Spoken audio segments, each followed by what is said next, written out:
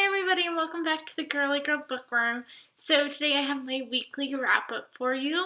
I'm actually on time for once, which makes me super happy. We had a half day today with parent-teacher conferences, which of course I only had two, but that's okay. I had one for my very first time slot and then one in the very last time slot. So that was fun. And then I went and ate Panera by myself. This is such a weird comment that I'm about to make, but I'm just curious. So I'm gonna be 27 next year, so I'm 26 right now. And other than eating in college, I've never eaten in public by myself before until now. I've always been so petrified of it. Is that a normal thing? I don't know. It felt very strange to be eating by myself, and I was really scared. But I survived, and it was fine. But just saying. So that was my day today. We have afternoon conferences. Not afternoon conferences. We have conferences tomorrow, but they're at night. So I have a break between when the kids leave. Oh, Bella wants to be in the video. Bella wants to be in the video. Yes. Oh, yes. You want to be in? She's like, no. We have evening conferences, which means when the kids leave till night conferences, we kind of have off. So, well, not off, but we can kind of do our own thing. So I think I'm going to go home and finally get to look at that book outlet box that I placed on Black Friday. And I'm hoping to bring my computer so that way I can film that unboxing video. So stay tuned for that. I'm really excited to finally get to open that box. This week I only read 2 books, and I'm in the middle of another one. I was hoping to get at least halfway with that other one before today, so that way I can finish it today, so I'm hoping to finish it today. So last time you saw me, I was reading The Wedding Shop by Rachel Hawk. I wasn't very far in, but I finished it. I brought this book with me, and I finished it on the way to Boston, and this book was really, really good. I gave this 5 stars. This is Christian fiction, so if Christian fiction is not your thing, I wouldn't really pay attention to this book because it does have parts where it's heavily God-driven and prayer God-driven, with not destiny, but God's plan for you and things like that. So if that's not your thing, this book is not going to be your cup of tea. But if you don't mind it, I don't go into books looking for it, but if it's there, it doesn't bother me. This book follows 2 women. It's kind of an alternating perspective.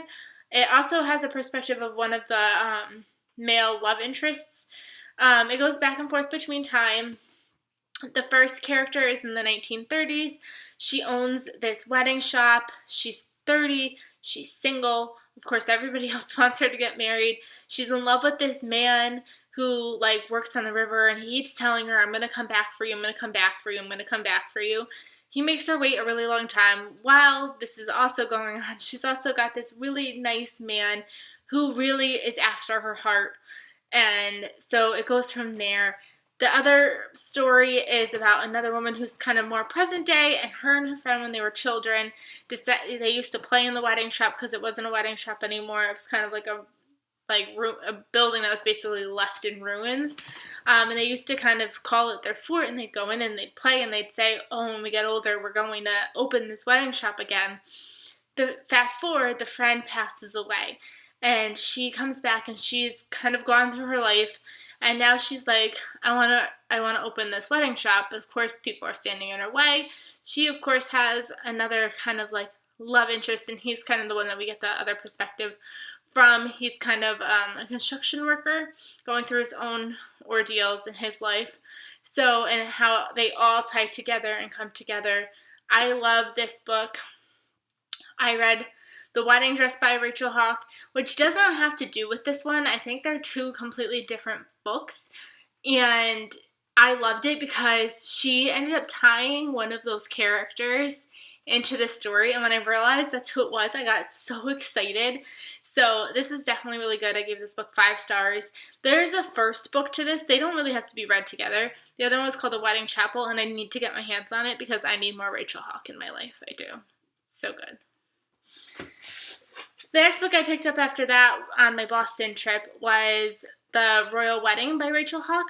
This is a novella in one of her other series, I think it's just The Royal Weddings, actually. Yeah, the Royal Wedding series. This is kind of a novella, so I think it's about, I don't really know how it ties into the rest of the series, which I would like to find out. Like, I really want to go, like, read the other ones. But this follows a girl, and she is from the United States, and her sister is married to a prince.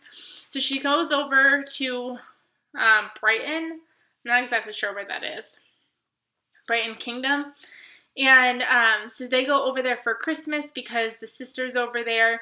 And she kind of had a connection with another one of the brothers, like 5 years prior. So she's kind of worried about going back because he's going to be there. And the brother is a prince, so it's kind of like, obviously with privilege and rights and all that jazz, like, why would you want to be in love with an American, blah, blah, blah, blah, blah. And they're kind of coming together. There's this story in this town with a tradition. And I'm not going to say the tradition because I don't really want to spoil it because it is pretty short. And this tradition comes into play. Obviously, it has to do with Christmas.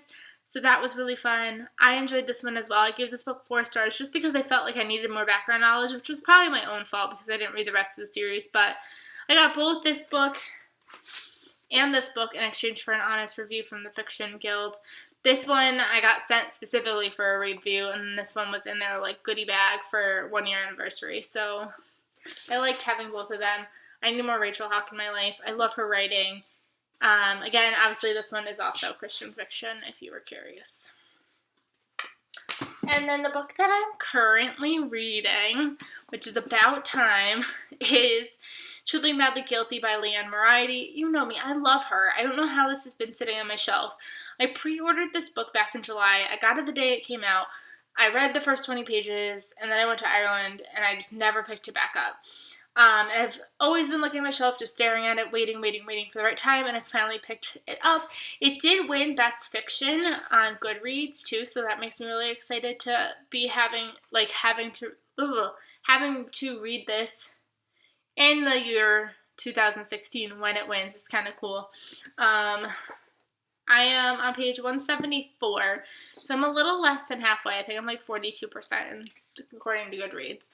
And I'm liking it so far. I'm just like waiting for like the twist to finally happen because I feel like I need something to keep myself going. It follows, it's about this one day. It kind of revolves around this one day.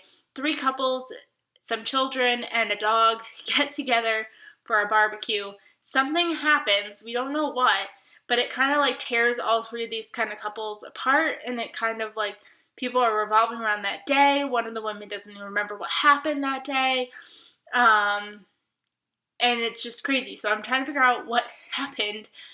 And so I feel like once I get to that part, maybe I will be okay with it. I don't know. So far it's good. I just feel like I need something to keep me moving. So yeah, that's what I'm currently reading right now. I don't know what I plan on picking up next. Obviously, if you saw my TBR, I have a lot of books that I'd like to get through before the end of the year, so we shall see. I think I have finally decided that I'm going to unhaul Sever. I really just don't see myself ever picking up Fever, like, ever. So I think I'm going to finally just unhaul this one, which is too bad. Thank God I only got it for $1. But I think I'm going to get rid of it. So that and Wither is also going to go bye-bye. So that's too bad. But yeah, I hope you guys are having a really great week. I'll see you definitely probably tomorrow with that book haul. I hope you guys enjoyed this video, and I will see you guys